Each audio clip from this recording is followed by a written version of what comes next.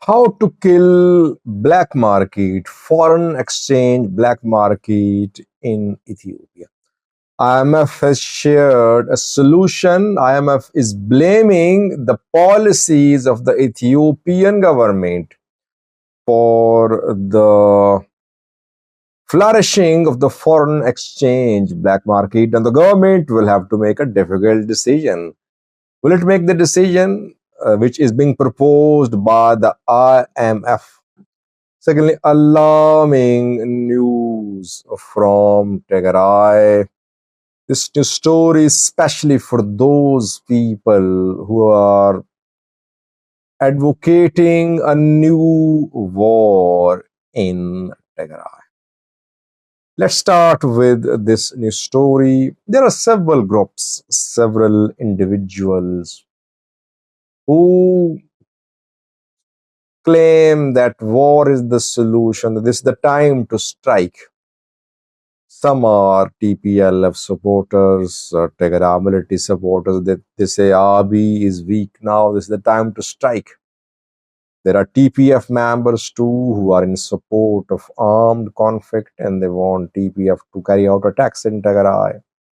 There are federal government supporters too who say that there should be a military operation that should be launched against Tigray People Liberation Front and ENDF in Tigray. But the situation on the ground indicates that any war is going to be catastrophic for the people of Tigray. That is why there is no appetite for war in Tigray. If you talk to Tigrayans, they don't want to fight. Two developments are unfolding, showing the gravity of the situation in this war-torn area. Firstly, Salamti, where a drought is expanding. 50,000 people and 9,000 livestock are on the verge of perishing if there is no intervention.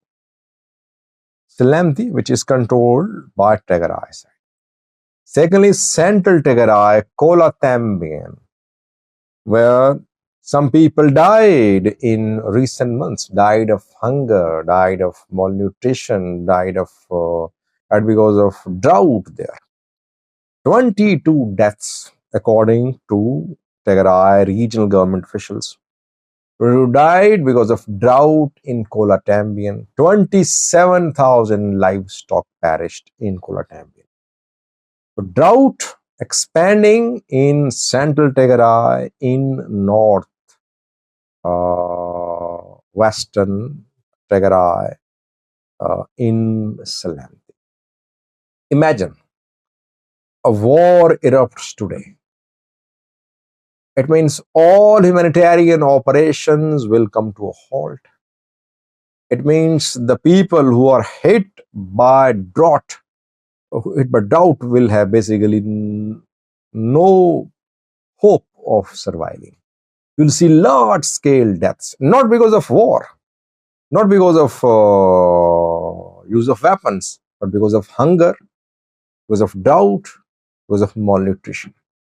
That is why we should say no to war. If anyone says that war is the solution, he or she should not be allowed to propagate such views. I'm not saying that he or she should be silenced by force, but facts should be shared with the people based abroad, based in other parts of Ethiopia. Tigrayans know, by the way. They know that they cannot withstand a new war. Though men in power are dreaming of gaining more power, because they're not suffering. Top tier of Tegar military, top tier of TPL, they're not suffering. That is why they talk about war scenarios. People are not talking about war scenarios. They want to survive. Men in power in Makale, in Addis Ababa should know that Tigrayans will suffer more this time if a new war erupts in the region. Already people dying because of drought there.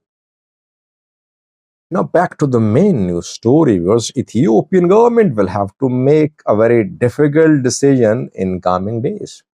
The government has been accusing black market for economic problems in the country.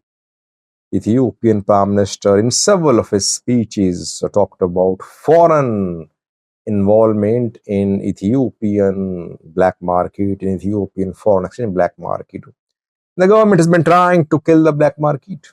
It launched several operations in Tog, Vajale, in other parts of Ethiopia where illegal foreign exchange businesses being conducted, but government could not kill the black market. A few days ago, Ethiopian government banned some US-based money transfer agencies, accusing them of being involved in money laundering and involved in supporting the black market. Now, IMF has shared its views about the black market. IMF is blaming the Ethiopian government for the continuation of the black market. In the foreign black market, dollar is being sold for around 160 bears, while its price in open market is 140 bear. But 140 bear is excluding the commissions, the fees which are charged by the banks and by the government banking regulator, National Bank of Ethiopia. IMF has made it clear that the Ethiopian government will have to put an end to remaining exchange rate restrictions on current account transactions. The Ethiopian government is sincere in killing the black market. 2.5% fee is charged by National Bank of Ethiopia on foreign exchange transactions. There are other fees too. There are other commissions too, which are charged by the government, by private banks. And there are formalities sometimes not easy to fulfill, which the buyers have to fulfill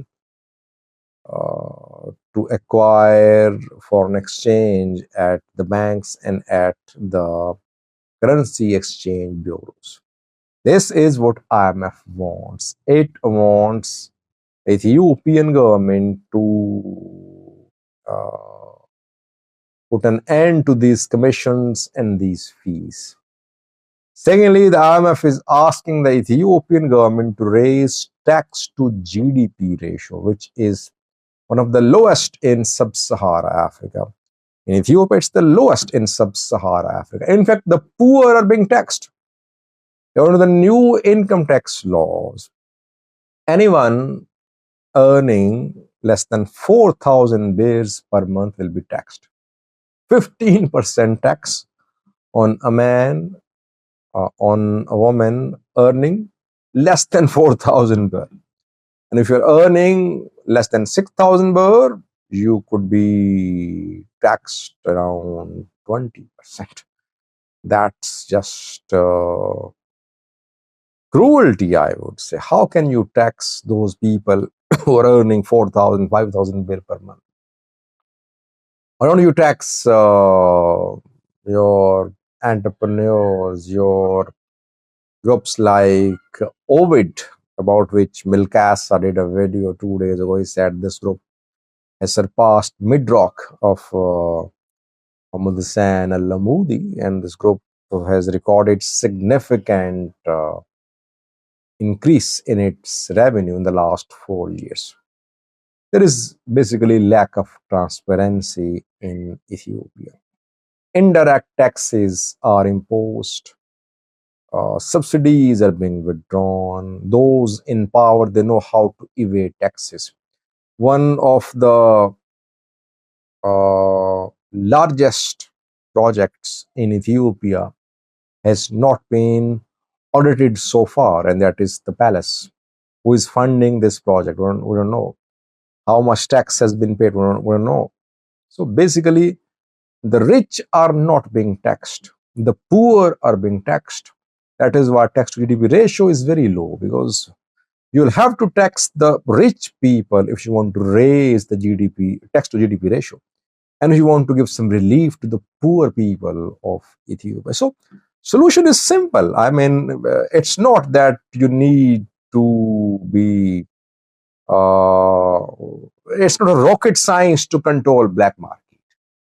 Black market can be controlled, but you need to ensure transparency in financial transactions. You need to ensure that there are no hidden fees involved. That you need to ensure that banks, for example, bureaus work according to the rules of the financial transactions. Problem is that the government wants to bring about change while sacrificing the poor and backing the rich of the country, which won't work, by the way. The poor are already suffering a lot. Devaluation of beer, rising cost of living, rising prices of basic items of daily use are already having an impact on the lives of the people who are just barely surviving. So IMF has given the solution, but who will implement the solution now? And in the end, the government will blame IMF that it's because of IMF's policies and because of the IMF's bailout package, Ethiopia could not progress, and that the bailout package from IMF is the wrong decision. Decision is not wrong, but how to implement the proposals of IMF is the main issue. IMF wants people to be taxed equally. It wants transparency. Will the government ensure that? Let's see. Thank you for watching.